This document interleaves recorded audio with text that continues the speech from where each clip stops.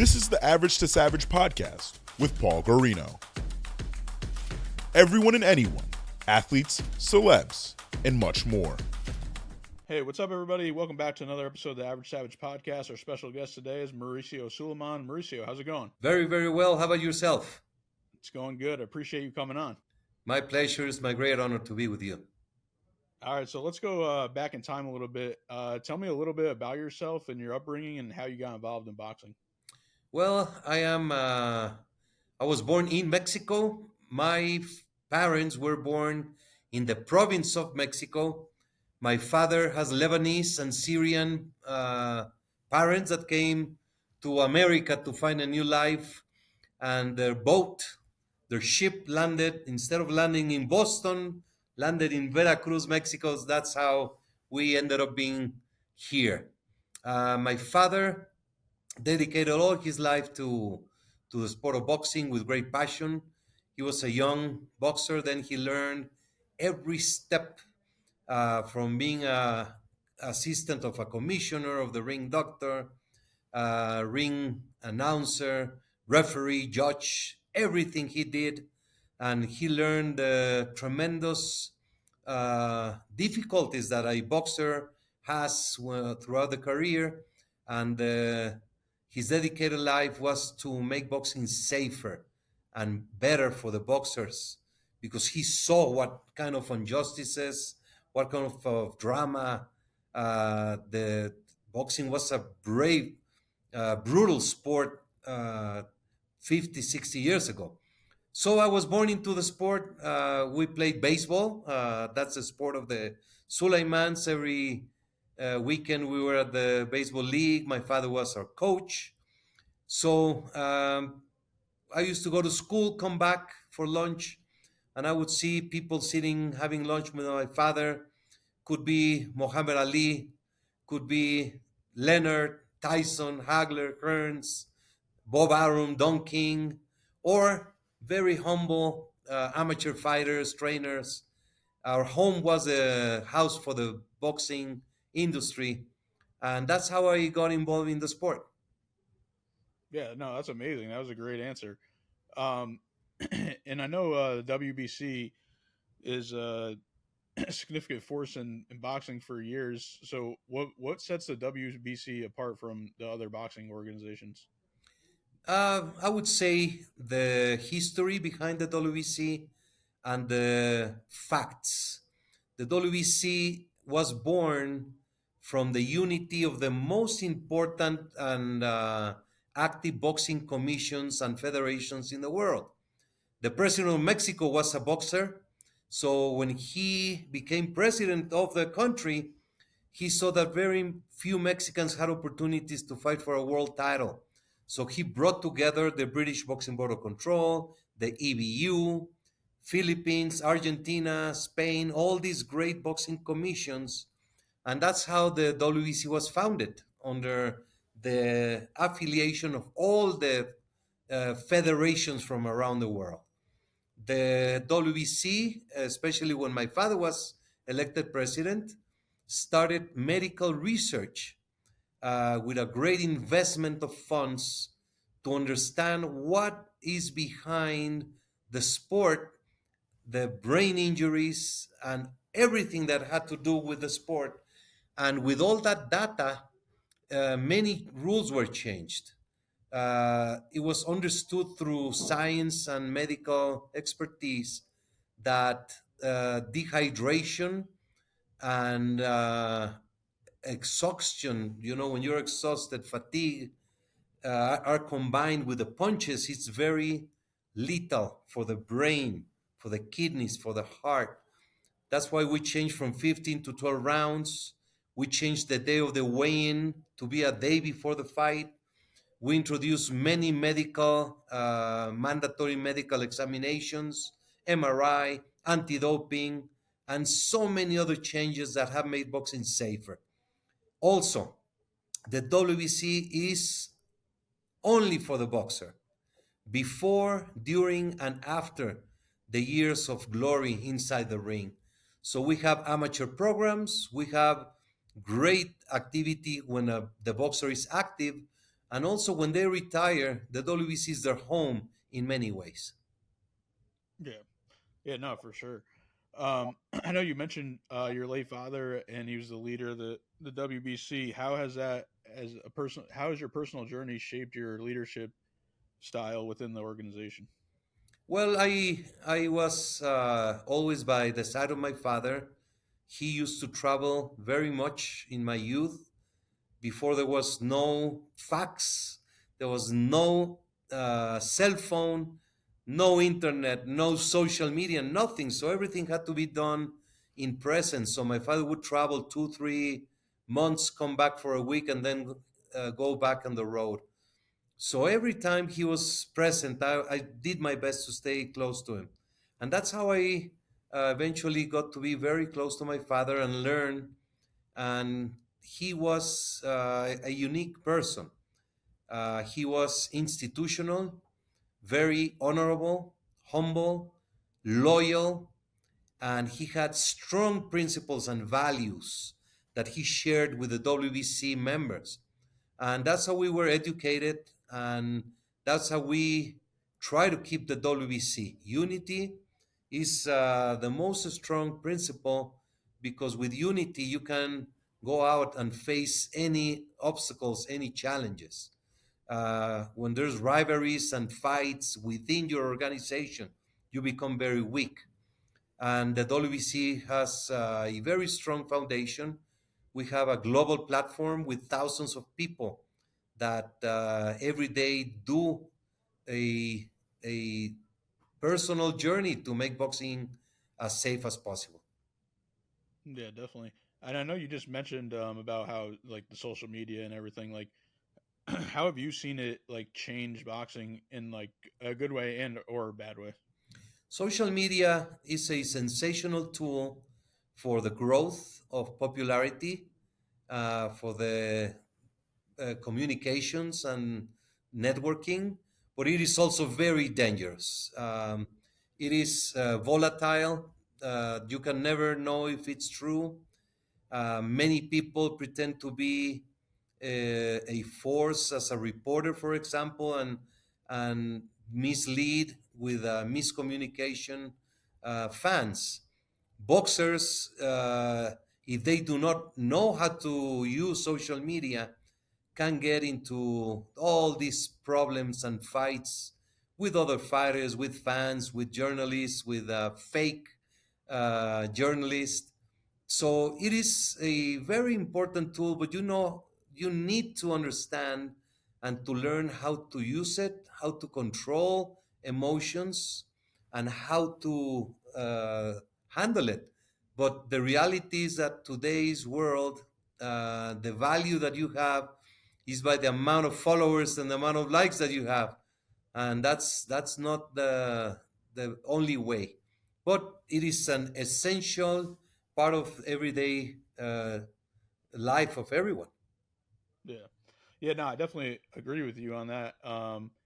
And then I know you're a sports fan, so and I work in all sports, including boxing. So what would you like to like kind of like see in boxing that's like in implemented in other sports?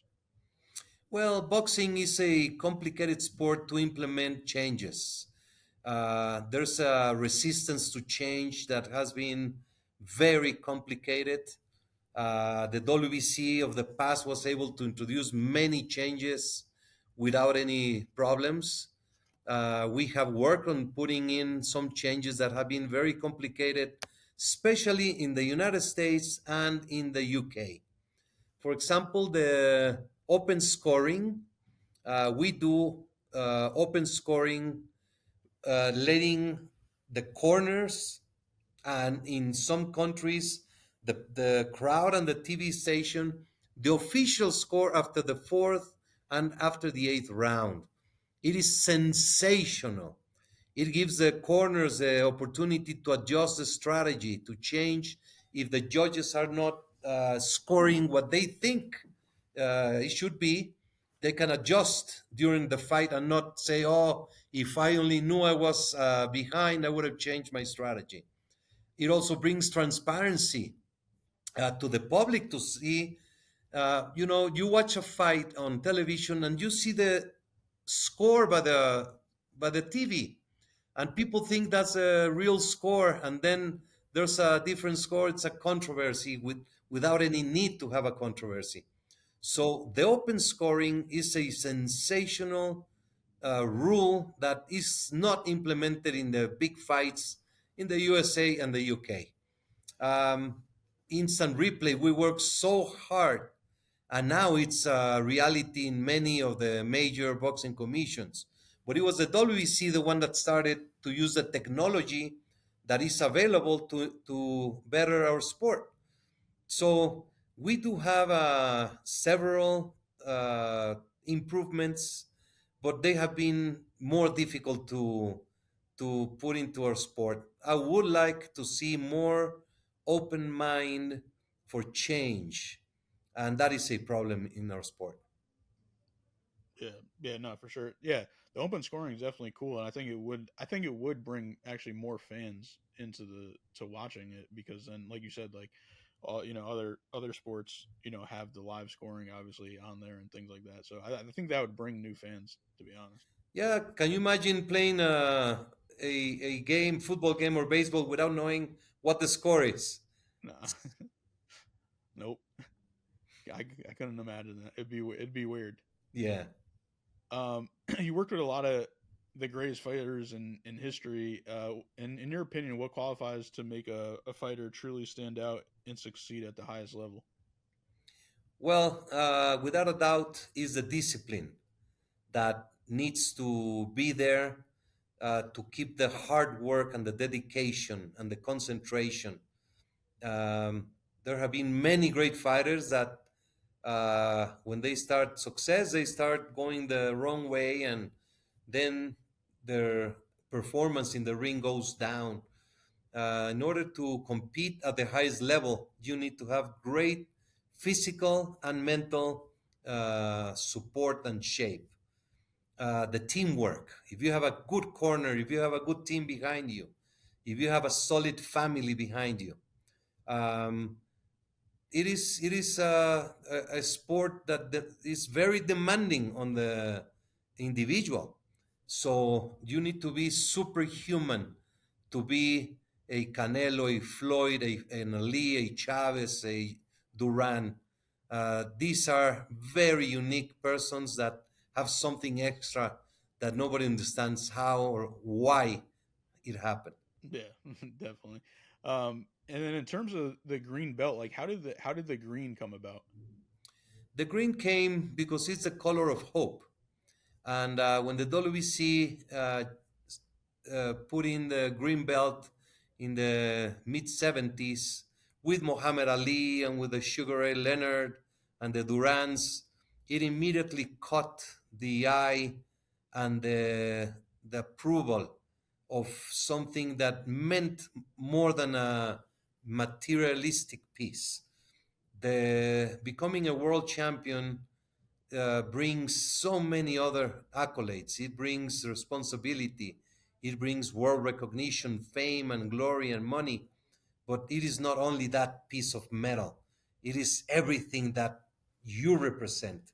So every fighter today that brings the green and gold, he's winning the history of the WBC.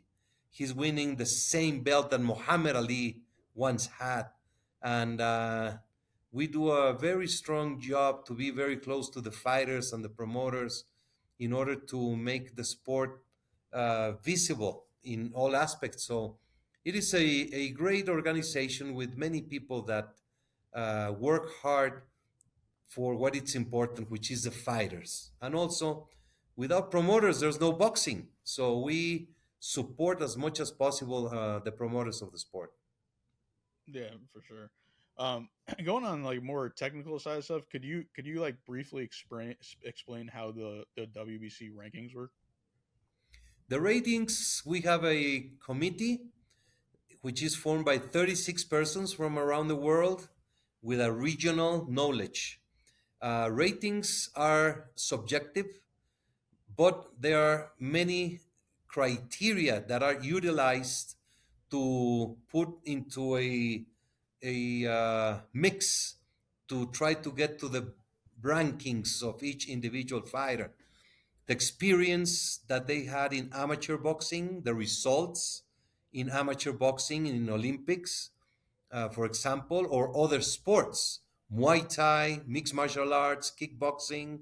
That's also a criteria. Of course, the record, win, lose, the activity, where you fight. If you fight at home, where you're more comfortable and let's say protected, or you travel abroad to fight against your opponents, the level of competition. If you fight easy fights, it's a different scenario. That if you fight tough fights, you get a higher consideration. So it's all this mix of experience, because a paper cannot tell you anything. A record, H0, cannot give you the whole story of that fighter. So we rely on information and also the knowledge and the research and criteria that the experts do of those fighters. Yeah, definitely. What's your like opinion on, you know how in MMA like a loss isn't as frowned upon in boxing, and you know like there's MMA fighters that like have 10 losses but they're like considered legends. Like, do you think like boxing has to be more forgiving about like a single loss? It is. Boxing is forgiven. Uh, you don't question Canelo Alvarez because he lost twice, or you don't question. I understand what you say. The zero in boxing means everything.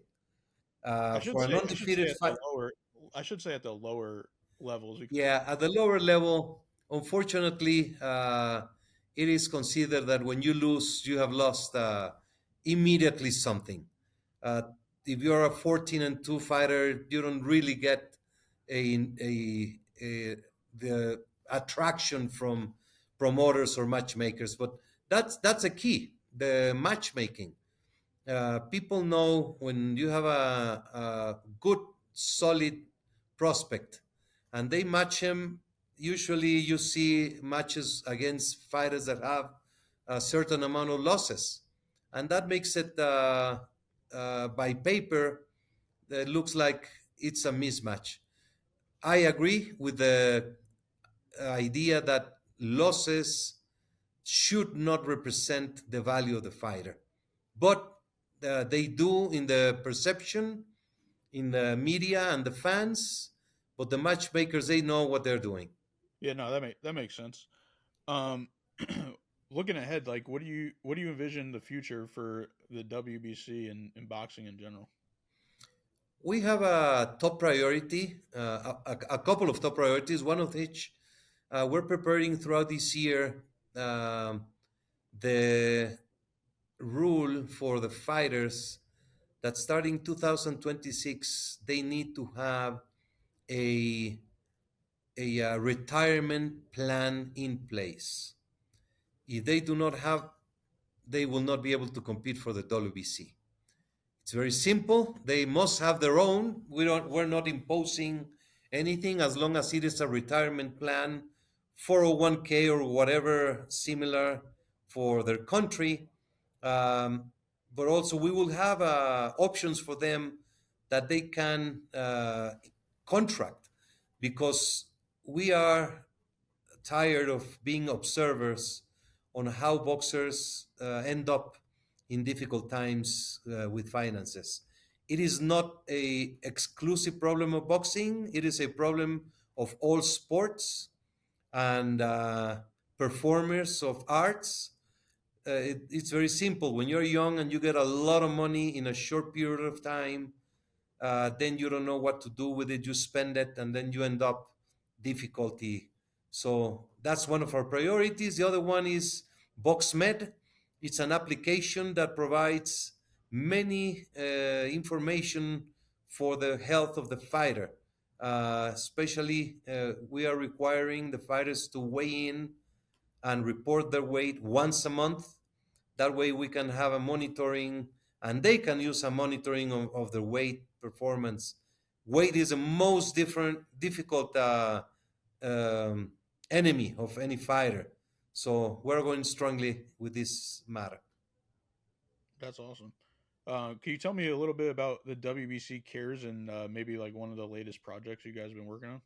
Yes, the WBC Cares is a beautiful program that is a social responsibility arm of the WBC. Basically, it started by visiting hospitals, children's hospital with champions, with members of the WBC. It has grown into gymnasiums, into different lines of attention, like anti-bullying, addiction awareness talks, so many different events, social events that we do worldwide. So we have 26 countries, 26 different chapters that they perform these beautiful social responsibility activations. It's community work, it's integration between different parts of the society, different religions, police with the society. And it's a wide, diverse, and it is the pride of the WBC without a doubt. Yeah, no, that's awesome. I checked everything out. It's awesome work you guys are doing. Um, what's your thoughts on the current state of women's boxing? Well, women's boxing, from being illegal in many countries to being very popular worldwide now in 2025, very happy, very proud. The WBC has been a strong supporter of women's boxing, and we have seen unbelievable fights like Amanda Serrano and Kerry Taylor and Sky Nicholson, and there's so many warriors. Clarissa Shields being such a great woman. Now there's a picture about Clarissa Shields in the theaters. So it's a reality, and I love women's boxing. I love the 2 minute rounds, and they will always have the WBC protection at all times. Awesome. All right, you ready for some fun questions? Absolutely. All right. So what are some upcoming fights you're looking forward to? Well, I'm going February 22 to Riyadh. Unbelievable. 7 championship fights. Of course, Beteria Bivol rematch. Adames against Shiraz. Caballel against Sang. It's a tremendous card. I'm looking forward to Inoue upcoming bout, to Canelo to see what happens when he fights in March.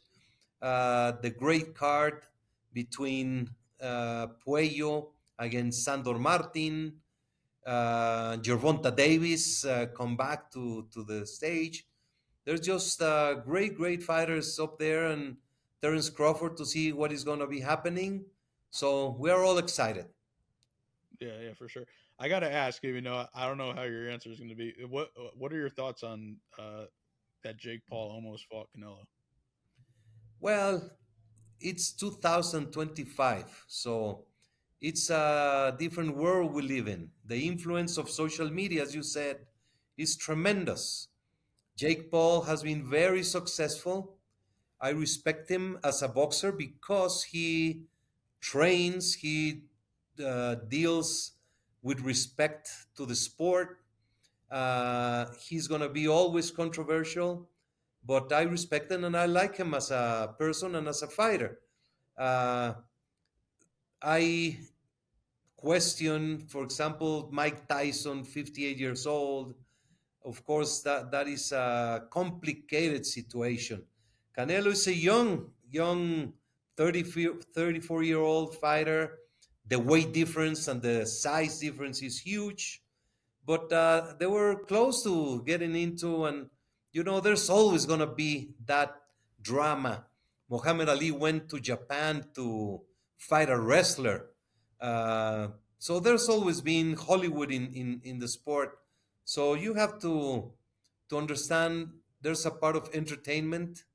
As long as there is all the care for the safety aspects, we are lenient on enjoying and welcoming things that are good to bring boxing fans into our sport. Yeah, definitely. What's like a question that you would want more people to ask you? It's hard because I am not uh, if you get ego into yourself, then you suffer very much. The sport is about the boxer, not about the president or not about the WBC, not about this or that. It's about the boxer. But there's so many people that do a lot of work for the sport, including myself. But I am not into a competition for how do you call that for I forgot, my English is not so good. But I don't care if people don't like me and they say a few things bad here and there on social media. I just laugh at it because I'm very confident of what the WBC and what I do. I do suffer from abandoning my kids and my wife, giving so much time for the sport, but it's my responsibility, it's my duty. So I would like to have the opportunity to say things and be able to say them and receive the attention from the fans, because when you say something, it goes through a filter and they immediately go to the negative way. So I'm not in a popularity contest. That's what I was trying to say. Yeah, We do not rule by popularity or what the media say. We have to rule by what the rules say and what is fair and correct. yeah, yeah. No, I totally understand what you mean. Um, what's the most unexpected or funny interaction you had with a boxer outside the ring? Oh, there's so many. Um, I would say one time I was having dinner. I was young. Mike Tyson was young. We were at a convention. He had been in Mexico City for 4 days. And he says, I am tired of being with Don King and your father, with these old people. Can we please go out somewhere to have fun? I said, yes, yes. So we made a plan, going back to the hotel. He would go into the hotel with them and then he would run and jump into the car, so we would go out. And that's what happened. He fooled everyone. I stayed in the car. He came back. He jumped in the back seat. And there we went with my friends to have a nights out with young kids in the city of Mexico.